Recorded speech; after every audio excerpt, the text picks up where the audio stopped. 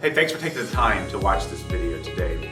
My name's Scott. I'm one of the pastors here at Fairfield Christian, and we just love that you are online trying to grow in your walk with Christ. Let me encourage you to not just make it an online habit. You can join us on Sundays at 9 and 10:30 for either one of our services, or if you have a church that you're connected to, we strongly encourage you to get there as often as you can. We hope that this will help you and guide you along the way as you continue to grow in your walk for Christ. So please sit back and enjoy the video.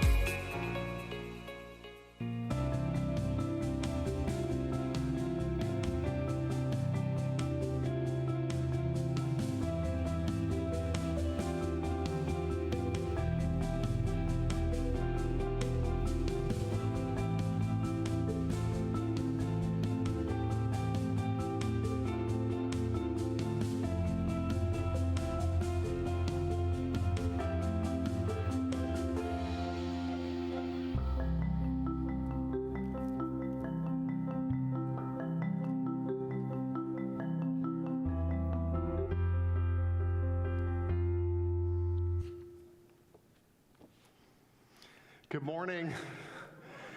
It's a joy to lead you to one of the most beautiful stories in all of the Bible. We start a new series this morning that will go for 4 Sundays on the book of Ruth. Lynn and I love Libby, the Libby app. Are y'all familiar with the Libby app from the library? You can download it at the public library, and you can have access to all the books in the greater Columbus area, millions of books, both audio and books to read on your phone, on your mobile device. And so Lynn and I have discovered this. She discovered it first, then showed it to me, and when I'm mowing the grass or doing errands or driving in the car, I'm listening to an incredible story. I love the different authors that I can find, the stories, and you get into a good one, and I just call it delicious. I said, this is a delicious story. Because it's keeping my attention, and it's got all kinds of good, exciting adventures. The best stories, and really all stories that I've read, have difficulties in them. They have trials, tough things. In fact, those are the things we're most interested to read about. They're the most fascinating. How did people handle, how do they react to different trials and difficulties? And that's what we have in the story that we're looking at today in God's Word. It is truly a wonderful story, but it takes place in a dark time. God's people were in the time of the Judges, which if you read that book, you almost want to rate it R, because there's stuff in that book that's just horrible. You wonder, why is it even in the Bible? Then you turn around and you find out that's what we have in our lives.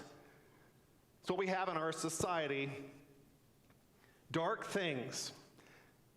The people of God had been saved from Egypt, delivered from slavery. They were brought through the wilderness with a great provision, miraculous provision, revelations of God in the wilderness and the desert. Then they were brought into the promised land. God conquered the Canaanite people and gave them their cities, and they were in the promised land just for a few years, and they forgot God. This is a human tendency we all have, to forget what has happened just even in our recent past that God has done. And they forgot God, and so God faded in their mind and in their life. It wasn't significant enough to be caught by the next generation or to be passed on effectively to the next generation. So they entered a period right after they got in the promised land, even though God had done so many things, where each man did that which was right in his own eyes. Each woman did that which was right in her own eyes. They stopped thinking about what God thought or what was important to God or what was right in his eyes, what he had commanded, what he had directed clearly in his word, what he had done in the past, and they just decided, we're going to do what we think. And it's very familiar even today in our country. People are deciding everything based on the majority, based on what the most people think, and very few take thought for what God says, what God thinks, and so we enter into a similar darkness. Now, fortunately, the story of Ruth doesn't dwell on that. It just happened during that time. And it shows us that even though it was one of the most dark times in the history of God's people, even during that time, one of the most beautiful and beloved stories in all the Bible took place that shines like a diamond against black felt. It shines in contrast to the time, and it proves that for all of us, God can write a beautiful story even if we're in darkness. Even if our country is dark, even if our family is dark, even if our work or our surrounding circumstances are dark, that can set up for a beautiful story. That'll be fascinating to the world. That's when they really pay attention. That's when they really notice our faith, notice God and his miracles, is when there is dark circumstances. And so this is what we find in the book of Ruth. Even in the worst of times, God can help us to be faithful to him, and he can write a beautiful story by his grace in our life. Now, with that, we're going to have story time today, okay? It's like with the prodigal son 2 weeks ago. We're just going to read it, even though it's a little longer, and hopefully it will engage your attention. I want the story to get in front of you in all of its color and shades of color and drama. So follow with me as I read the first chapter of Ruth, okay? Here we go. Ruth chapter 1, verse 1. In the days when the judges ruled, there was a famine in the land. So a man from Bethlehem in Judah, together with his wife and 2 sons, went to live for a while in the country of Moab. The man's name was Elimelech. His wife's name was Naomi. And the names of his 2 sons were Mahlon and Chilion. They were Ephrathites from Bethlehem, Judah. And they went to Moab and lived there. So a famine, God's people, small family leaves, goes to a different foreign people and a foreign God for provision because of a famine. Verse 3, now Elimelech, Naomi's husband, died, and she was left with her 2 sons. They married Moabite women, one named Orpah and the other Ruth.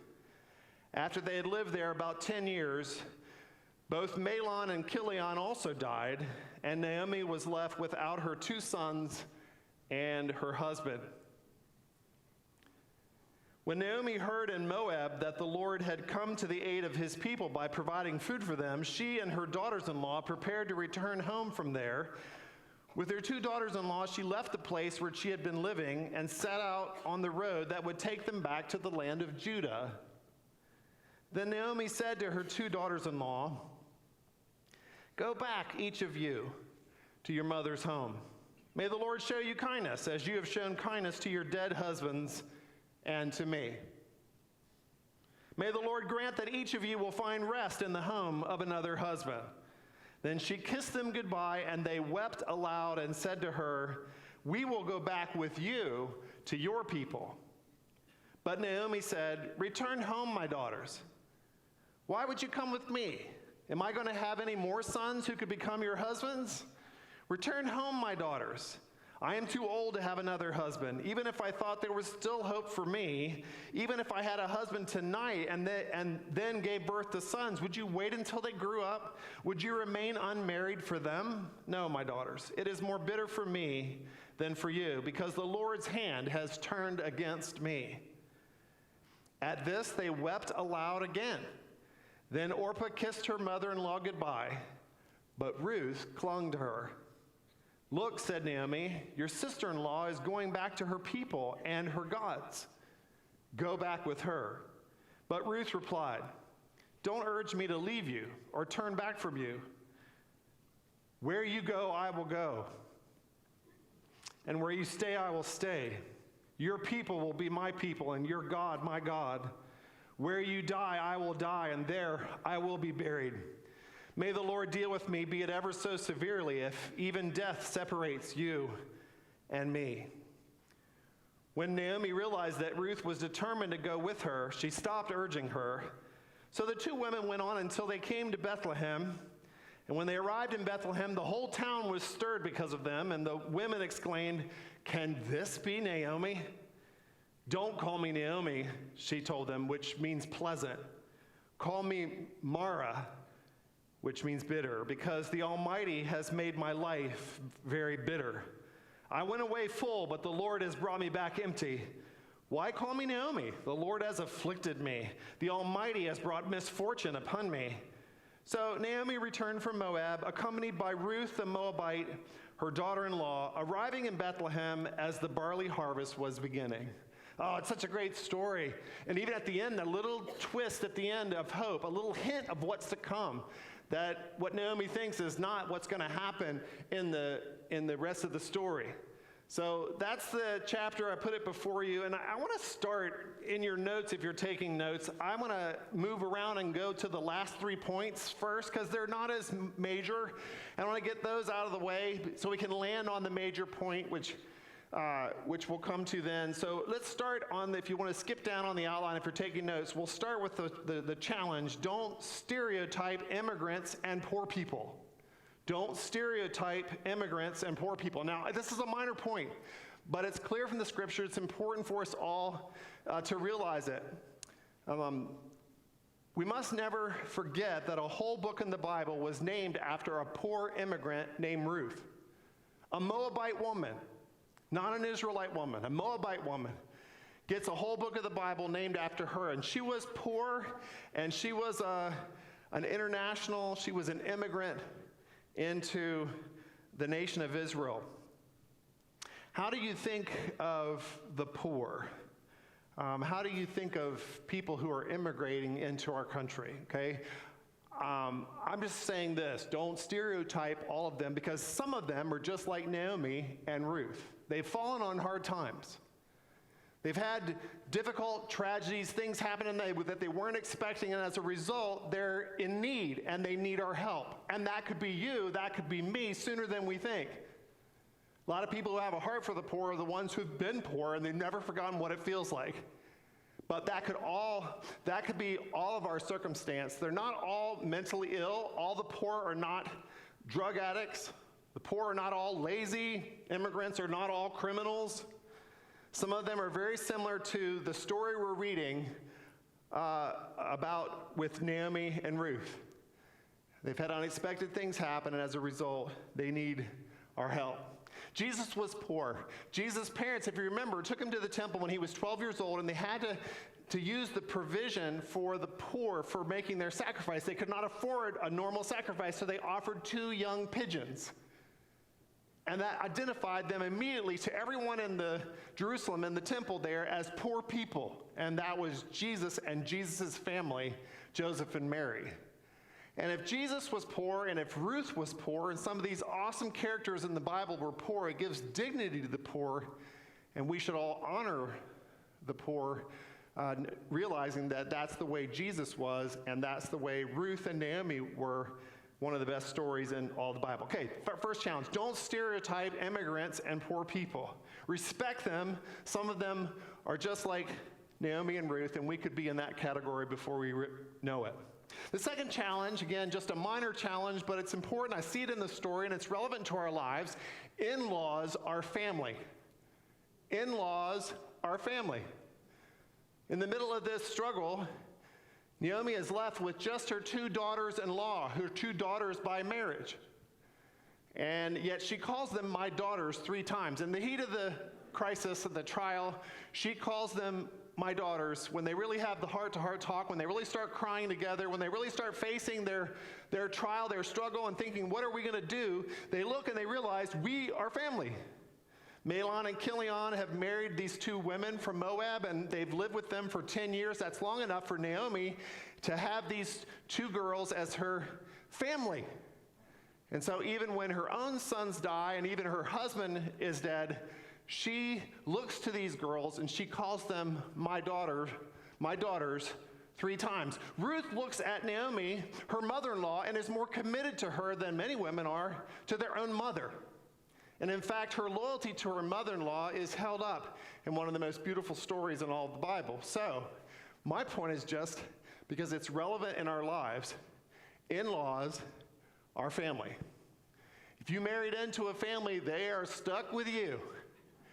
So, don't worry about it. Don't be intimidated. Receive their love. It's not just sentimental to say that we gained a son or gained a daughter when our children get married. It's true. It's true. When our children chose their life partner, we chose them. When our children love somebody to that extent, then we said, you know what? And I told this to my two sons-in-law and my daughter-in-law. I said, my children love you, I love you. My children chose you, I choose you. And I remember Randy, my son-in-law who married my oldest daughter, Joy, had just finished a visit with us for a week, and they were about to head out to go see his family. And I looked at Randy and I said, well, I hope you have a good visit with your family, because they were about to go to Roanoke. And he looked at me and he said, I just did. And I thought, wow, that goes in the family quote book. And he was just reminding me, I am family, Dad. And it's so true. Thank you for loving my child. And you are my child. My own father and mother have died. Lynn's mother has died. So our last living parent is Ed Tankey, Lynn's father. And I'll never forget it. He came to my dad's memorial service in Virginia Beach, and I'm standing in the family room before he went out for the service, and he hugged me, and I realized, I still have a father. And how significant that is. In-laws are family. Okay, so 2 smaller challenges, but they're in the story, so I mentioned them. They're relevant to us. The third is a little bit longer, but still not the main point of the first chapter, but I hold it out to you because, again, it's so important, it's so relevant, and that's simply this. Depression doesn't lead to wise decisions. Depression doesn't lead to wise decisions. Naomi is depressed in this book, understandably so. She's lost all of her men. It comes with grief. It comes as a symptom that's just routine, normal, with the kind of trials and the kind of difficulties that we go through in our world. I'm not saying don't be depressed. Depression, it just happens. It's real. It's there in our life. What I'm saying is don't trust it. Don't let it guide your decision making. And we can see that in the story with Naomi. She shows the obvious symptoms of depression. How is that so? Well, she projects her negative experiences and thoughts onto God. The negativity of her life in that particular difficult time in her life, which won't stay like that. We're going to see the rest of the book progresses on to a happily ever after. She takes in that moment her negative circumstances and she projects them onto God, who could be her greatest ally. God, who is her hope, her encouragement, her strength. She lumps him in with all the rest of the negativity and sees all of it coming from him. God's out to get me. God's the reason my life is bitter. And now she has a formidable opponent now in God instead of a refuge and strength in time of trouble. And this is a key statement that I want to put on the screen. We will do so much better with God than without him. We will do so much better with God than without him, especially when we go through difficult times. So resist the temptation, resist the tendency of depression to project negativity onto God. Because he's a God of grace. And he is not the source of our trials. We're in a suffering world, and he's the one that's going to help us. He's not to blame for all the things that we're experiencing.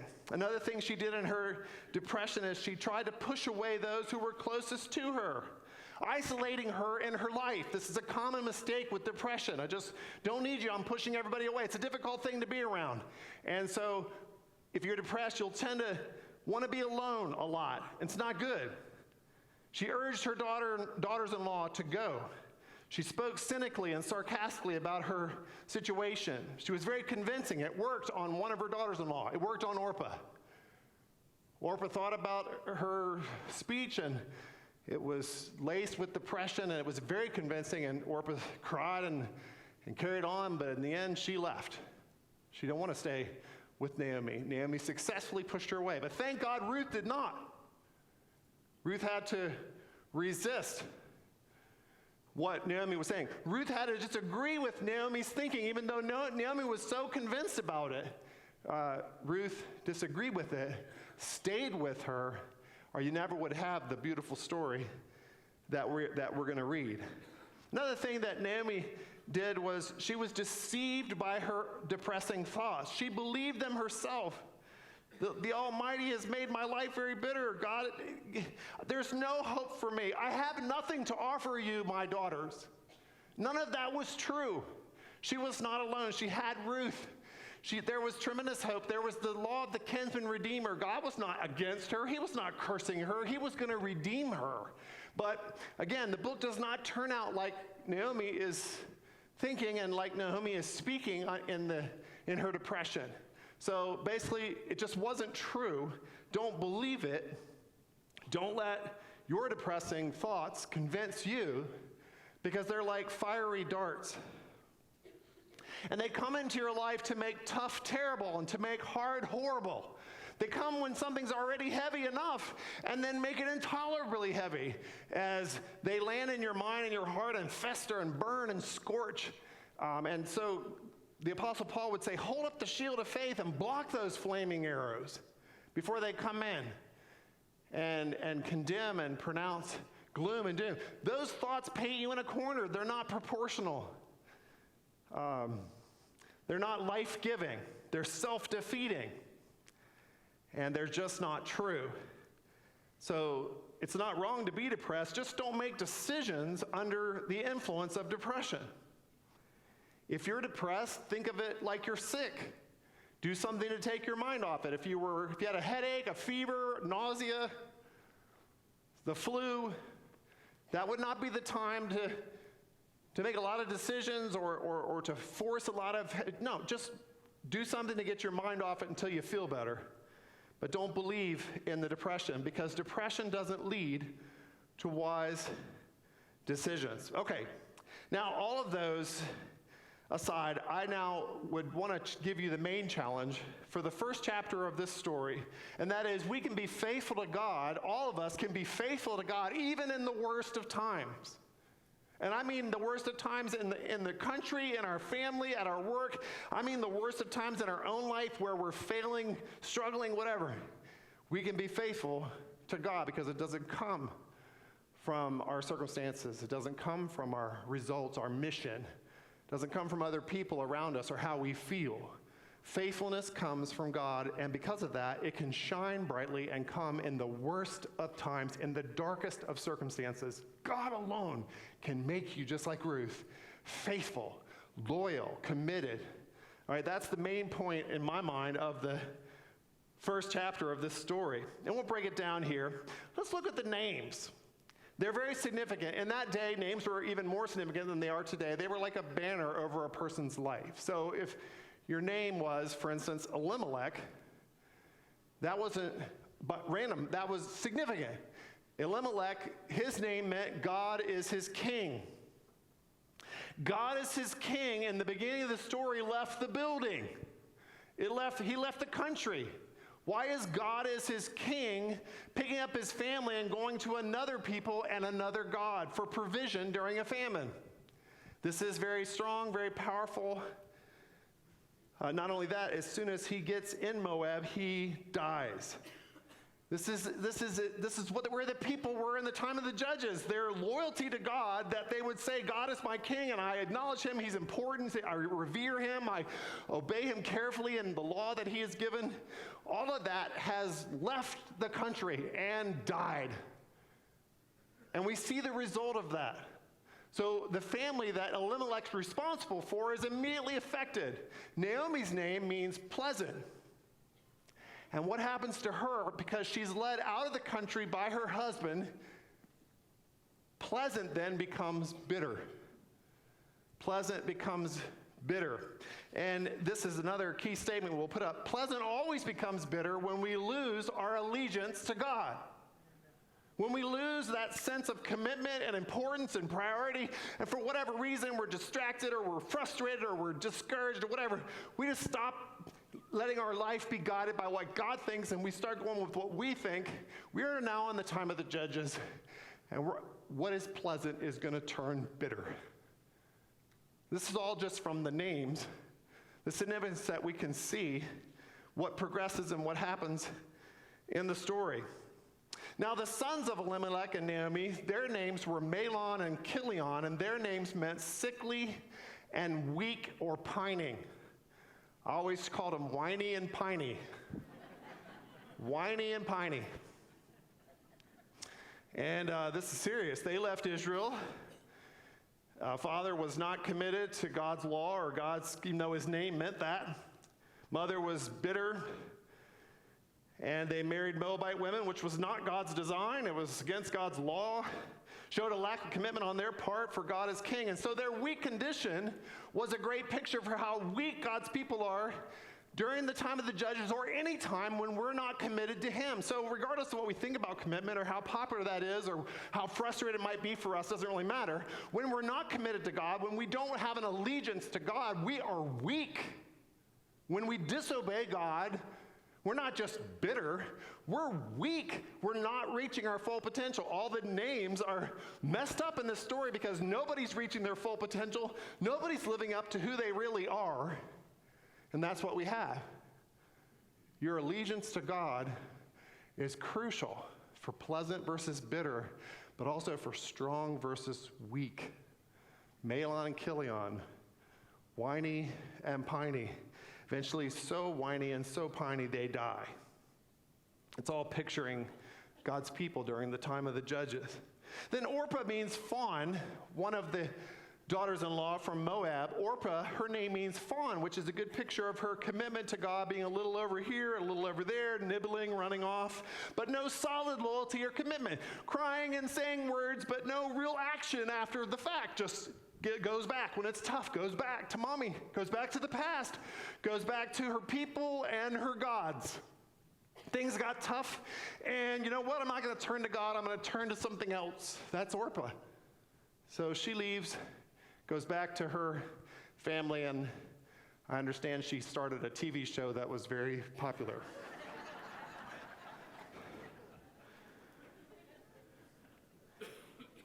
But Ruth, her name means friend. And we see her demonstrate one of the greatest qualities of a friend, which was loyalty. Again, what was missing with God's people, she demonstrates it even as a Moabite woman. God delights to do this. He shows the quality. Well, I'll show you the quality here.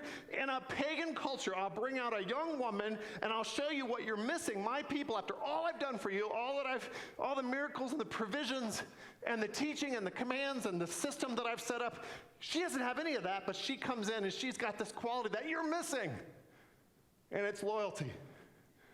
Because you know what? She looked at her mother-in-law and she thought, well, in my eyes, this doesn't look very good. In my eyes, this is making me a foreigner in her land. If I go back with her, I'm going to be a foreigner. I'm going to be an immigrant, an alien. And I'm going to be staying with her. She's got nothing. We're going to have to beg. We're going to come back and not just be alone. We're going to be destitute. And then she's so depressing. Naomi, who wants to be around that? That's what she's looking at. That's what Ruth's looking at when she makes her ultimate pledge. A pledge of loyalty used in so many different weddings. But it was not originally given between a husband and a wife. It was between a woman and her depressed mother-in-law. And Ruth didn't get it from her mother-in-law, and she didn't get it from her circumstances, and she didn't get it from the results of her life, and she didn't get it from her background, and she didn't get it from herself. She got that expression of loyalty and faithfulness and commitment from the God of loyalty and commitment and faithfulness. That's where it comes from, and it can come to any of us by grace. That's what Ruth shows us. This is the main point of the first chapter. Faithfulness comes from God, not circumstances or people.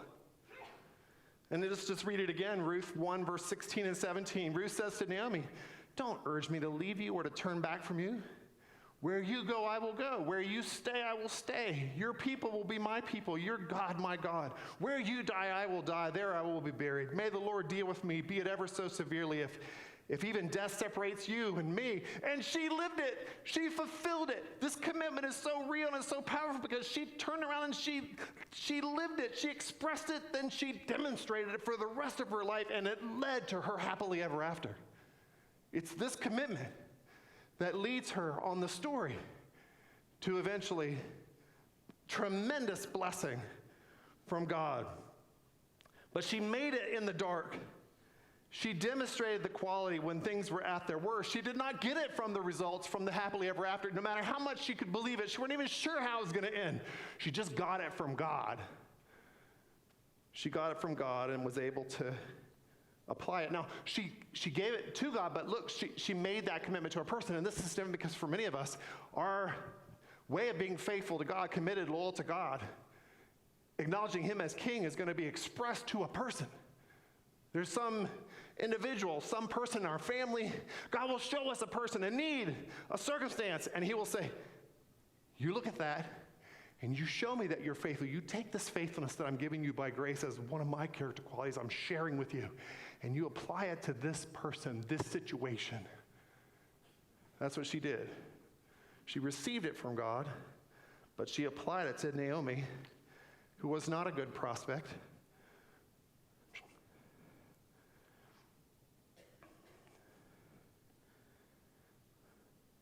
Not to give the story away, but you can read it. And I would encourage us all to read Ruth in the next 4 weeks over and over. You can do it in about 10, 15 minutes.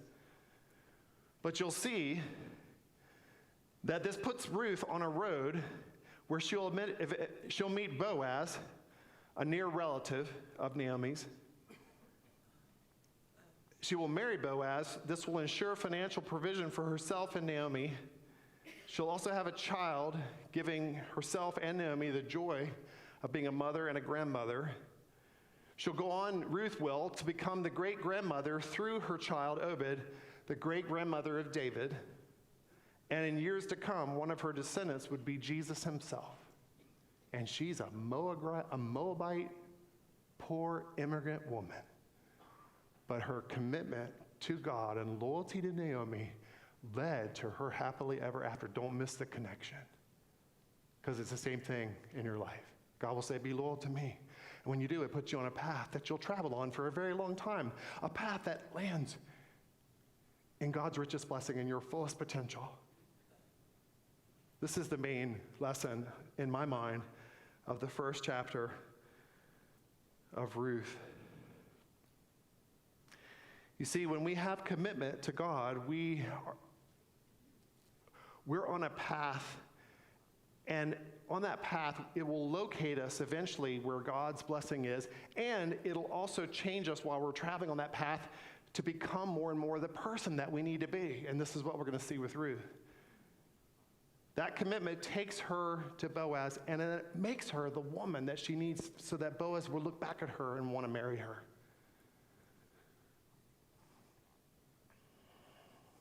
And I'll just say before we conclude that faithfulness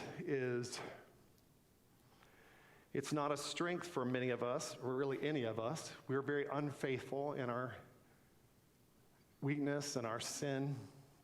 So sometimes we give up on it. We think, well, God, through your Spirit and all the things you want to give me, I'll take something else because I can't seem to get this one. I make commitments and I fail. I make resolutions and I don't keep them. And you must yourself even be frustrated as you're working with me on this, like my great teacher, and you're just thinking, well, why don't we just go back to love, joy, and peace and skip faithfulness because you just don't seem to be getting that. And in fact, I'm tired of all your commitments because you never keep them. So why don't we just skip that? That is not the way it is at all. That would be the way it is if it was something we were having to come up with. But it comes from God. He's this way, and he wants to share his character with us. And so he's transforming us into his image. And so he's like, every time we come back, he's like, yeah, let's do it again. Of course I believe you. I'm giving you this. This is a quality from me to you. So every time I experience God, I don't know about you, but when I experience God's glory, his beauty, and I think of all that he's done for me and blessed me, and I get some kind of clarity, it's like it always rolls into a commitment. It always rolls into, oh, Lord, I want to go back to the top step with you spiritually. I want to go back and do all the things that you've shown me. And so I redouble my commitment. And there's something in the back of your head like, yeah, you always do that. You never... Why would you even say that again? You're so unfaithful. And it's like, even in the darkest time of your life, God's faithfulness can shine bright. And whatever he is revealing himself or gracing you, it's going to include faithfulness. Come on back. Repent yet again. Start over. Come back to the path of life. This is always the right thing. Return to faithfulness. Receive it from God as a gift of his grace. The same God who's encouraging you and you're tasting in any other way also wants to make you faithful. And that will make you strong. That will help you reach your full potential. That will lead to your happily ever after. This is what I learned. This is the encouragement I receive from the book of Ruth in the first chapter. And like we said, our light shines bright in the darkest times. As we continue our emphasis this year on outreach, it's when the times are darkest, it's when our circumstances are the most difficult that our witness amps up. I was thinking yesterday, Lynn and I were talking, and she reminded me of Johnny Erickson, who, when she was 19 years old, had a diving accident that left her quadriplegic for the rest of her life. Many of you may be familiar with Johnny Erickson, wrote books, was a nationwide speaker. The tragedy that she experienced took her witness, took her influence, impact in the world to a whole new level. I'm sure when it happened and she's recovering in the hospital and accepting the fact that she was going to be in a wheelchair for the rest of her life, I'm sure that she was thinking, how can I do anything for God now? This is not the time. This would not be the best. I'm struggling. I'm grieving. I'm adjusting. But in reality, it's when her witness was the brightest and it became worldwide. And she wrote, she wrote many things, but she wrote this: I realized that the stakes were far greater, far more immense and cosmic than merely my satisfaction with the wheelchair and its unpleasant baggage. I shifted my focus onto God. His glory was at stake, and that made my satisfaction in Him, not satisfaction with the way things were, the real issue. It was no longer a matter of being content with His plan for my life. It was a matter of finding Him utterly and supremely the source of all my contentment. This, much to my delight, would give Him the greatest glory. That was her thinking. That was her processing, by God's grace, her trial, her becoming a quadriplegic. She saw it as a tremendous opportunity to shine God's glory in a brighter, and that's true for all of us. When life gets dark, when it gets difficult, when there are trials, that's when the world notices, not in the easy times, not in the times when everything's going great. When they look and they see, and this is one of the reasons God lets us go through trials, they look and they're really listening when we're in the dark. That's when we really shine. So may God give us this quality, this faithfulness that we see in Ruth. May He give us all the encouragement this morning, the renewed desire to come up again to the top step with Him. Whatever He's shown you, whatever He has revealed to you, may He give you the grace and the encouragement to do it, to be loyal, to be committed, to be faithful to it. And that will open so many doors, lead you on a path of great blessing. Let's bow our heads. Right now, as we did a few weeks ago, I just want to give you a moment to stop before we sing, before we remember Jesus and His great sacrifice for us. I want to give you the chance to listen to God right now. It's so hard for me to know all of your different situations in your life, but what might He show you? I want to give just a moment for Him to speak into your heart and to your mind. As a result of hearing His word this morning, what is He telling you to do?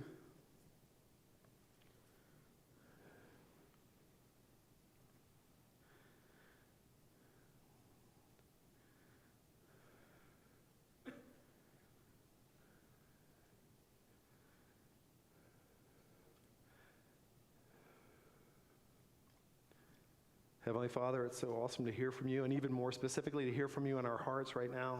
Thank You for being personal with us. Thank You for showing us, commanding, leading, and we just joyfully follow. We joyfully commit ourselves in a fresh way to follow You. You're the one who has the words of life. Your path leads to life.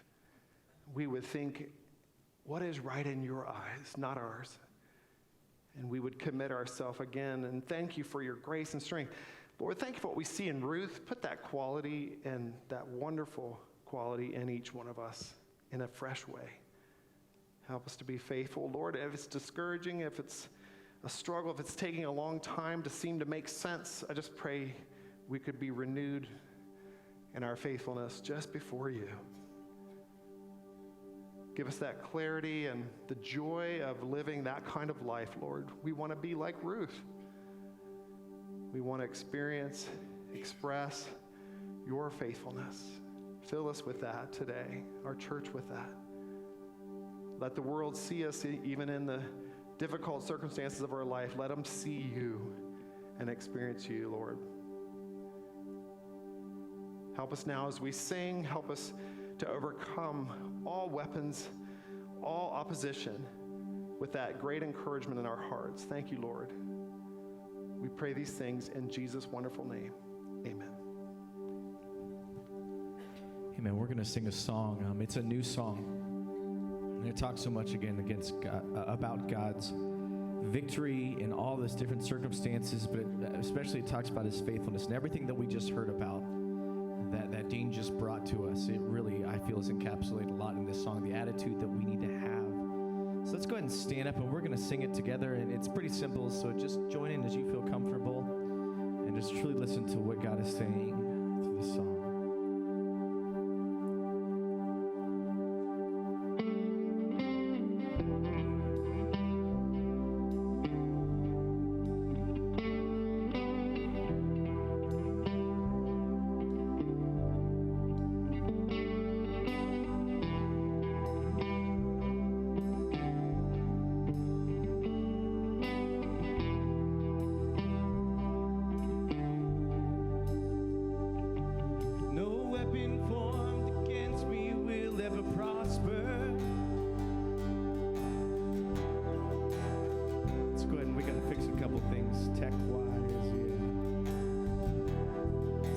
On these words, it goes like this. The weapon may be formed, but it won't prosper. When the darkness falls, it won't prevail. 'Cause the God I serve knows only how to triumph.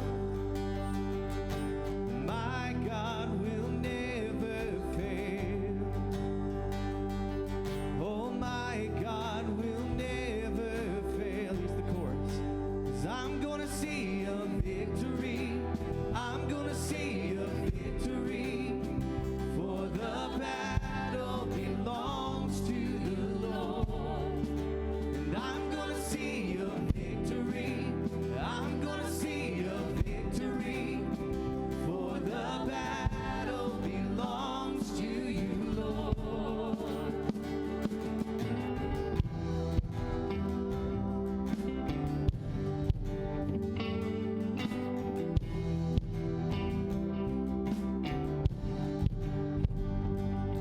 There's power in the mighty name of Jesus. Every war he wages, he will win. And I'm not backing down from any giant. I know how this story ends. Oh, I know how this story ends. And I'm gonna see a victory. I'm gonna see a victory. For the battle belongs to you, Lord. I'm gonna see a victory. I'm gonna see a victory. For the battle belongs to you, Lord. And I'm gonna see a victory. I'm gonna see a victory. For the battle belongs to you, Lord. I'm gonna see a victory. I'm gonna see a victory. For the battle belongs to you, Lord.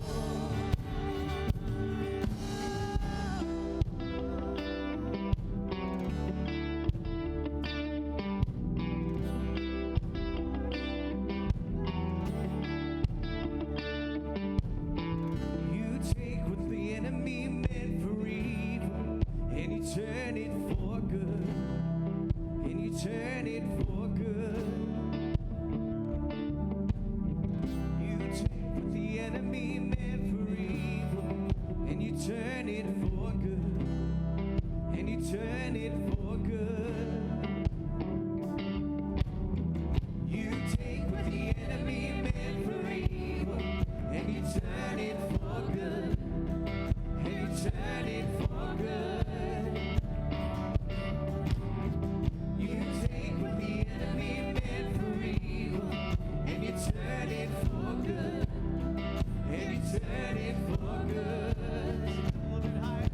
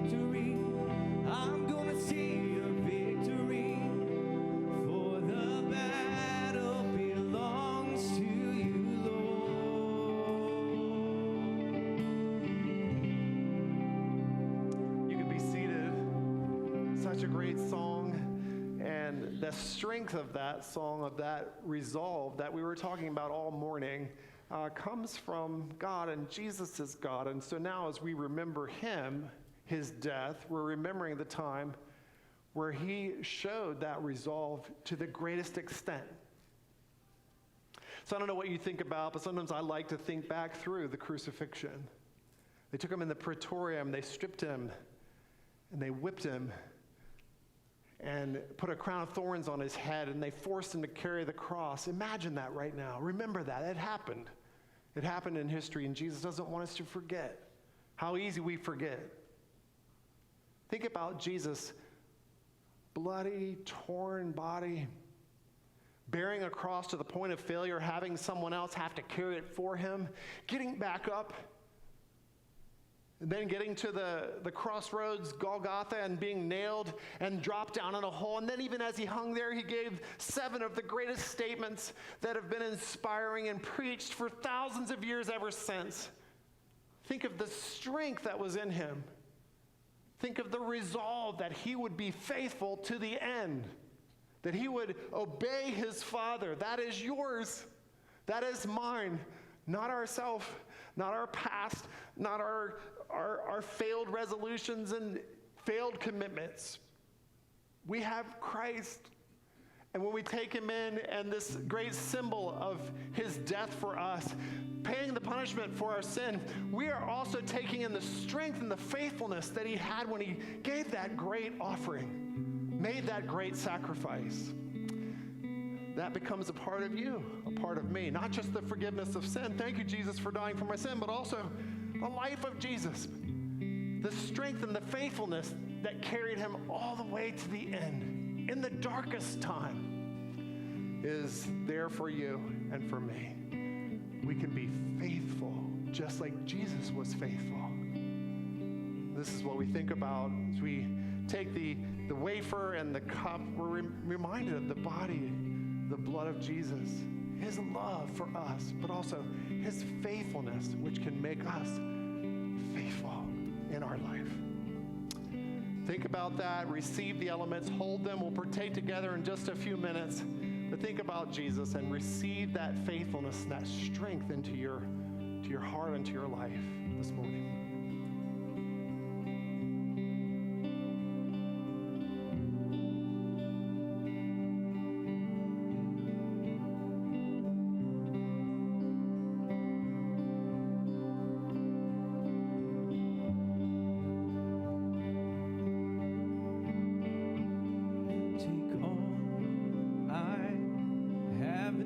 Hands and multiply, God, all that I am, and find my heart on the altar again. Set me on fire, set me on fire.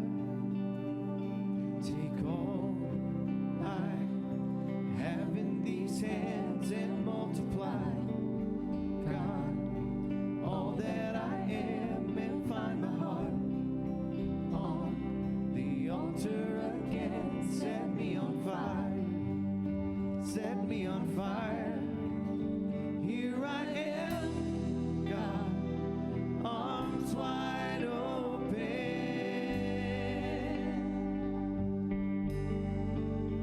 pouring out my life, gracefully broken.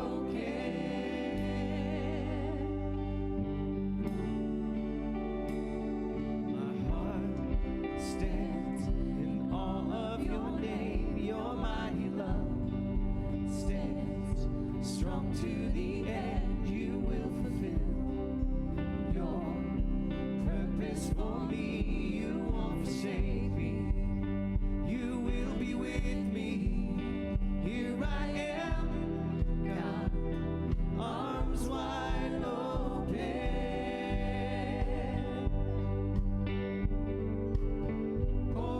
Out my life, gracefully broken.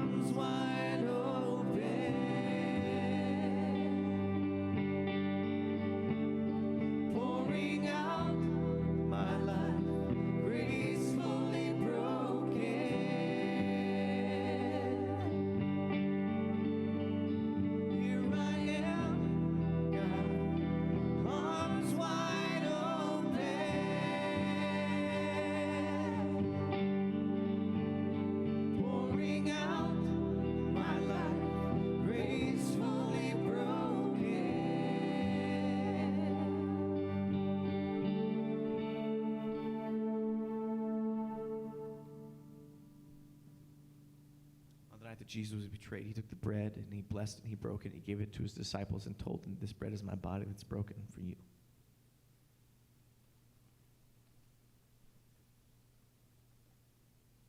And in the same way, he took the cup and he gave it to them and told them, this cup is my blood that's shed for the forgiveness of sins. Do this in remembrance of me. Every time we eat of this bread and we drink of this cup, we remember the Lord's death until he comes again. While the men are going to pass the plates right now, we're going to check out this video that talks a little bit about the ministries that we were able to support through our giving. Pregnancy Decision Health Centers rescue lives and impact generations. Peggy Hartshorn and her husband Mike grew up in Lancaster. The Lord called them to help women and save the unborn soon after the Roe v. Wade debate. In 1981, they founded Pregnancy Decision Health Centers, also known as the PDHC. Peggy now serves as the chairman of Heartbeat International, raising up leaders around the world. Hi, I'm Peggy Hartshorn, and my husband Mike and I, and a group of our friends started PDHC. We opened our doors back on January 22nd, 1981. In the beginning, we really didn't have much technology at all.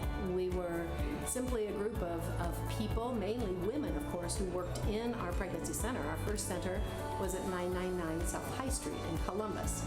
And all we had were ourselves, really. We had a 24/7 hotline.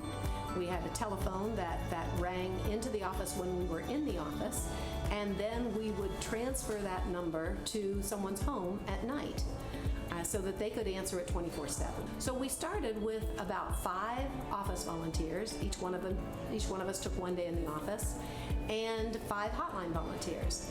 It was us. It was one-on-one. It was people helping people. So we thank all of our partners, the churches. Your church has been a tremendous supporter for us. So we ask for your prayers. Thank you. Julie Moore is the president of Pregnancy Decision Health Centers. PDHC has a comprehensive approach to combating abortion.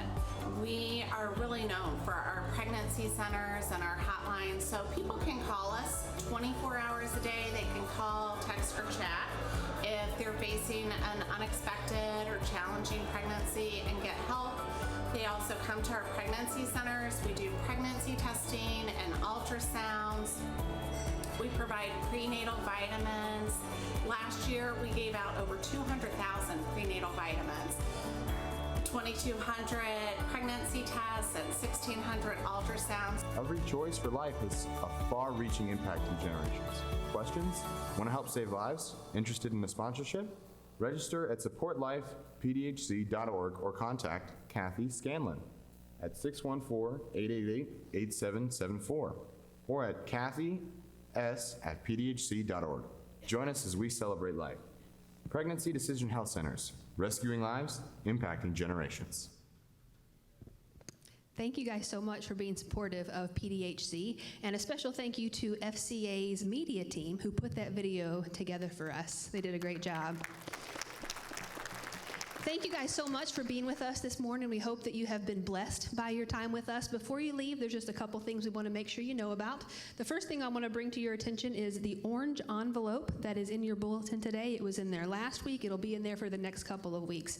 And what this is it's our annual fundraiser for Spring Hill Day Camp. We partnered with Spring Hill 3 summers ago, and our leadership just really got behind their vision and their mission, which is to reach elementary students with the gospel, both within our community and within our church. And it has become the biggest on-site ministry that we have every year here. Last year we had over 123 kids that attended. Over half of them needed a scholarship or they would not have been able to attend, and because of your giving, they were able to be here. They have a great time and they hear the gospel. And so we're partnering with them again this year. So one thing I want you to know, parents and grandparents of students that are in K through 5th grade, do not go on vacation June 29th through July 3rd. because that's when Spring Hill's going to be here, and you don't want them to miss that, all right? So that's the first way I want to encourage you. The second thing I just want to ask is that if you would take this envelope home, if you would pray over it, and just think about whether or not God would have you give to this mission. Again, we can't have Spring Hill Day Camp without your generosity. Without your generosity, we would have had about 50 campers last year. Because of your generosity, we had well over 100. So think about that, pray about that. You can put this envelope in the trays or the baskets as they're passed, or you can turn that in at the Kids Quest desk. Again, we're going to have this mission for the next couple of weeks. So think and pray about Spring Hill Day Camp. And then the next thing we definitely want to make sure you know about is our annual WAVE retreat. So this is for our students in 7th through 12th grade. This takes place at Round Lake Christian Camp. It's November 15th through the 17th. This is a really big event that they do every year. I have an 8th grader at home. She has not stopped talking about last year. She can't wait for me to sign her up for this year's. So hop online at fairfieldchristian.org, click on teens. You can register them there for $100. It's a great event. Not only do they have a lot of fun, but they learn a lot about Christ. If you have any questions, then please reach out to Scott Stem. Thank you so much. Let's go ahead and stand as we close. And